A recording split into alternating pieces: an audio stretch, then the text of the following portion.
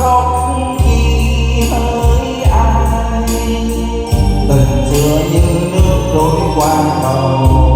Tình đã bay xa thôi giờ mây cuối trời, Một đời sắc xe buồn tôi đành xa cách thiên thu từ đây.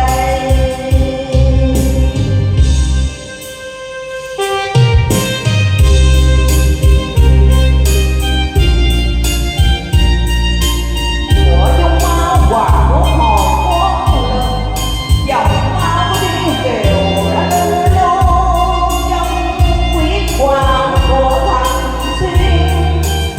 tình đôi ta rồi cũng đành vĩnh biệt, dòng máu này xin trả lại cho ai.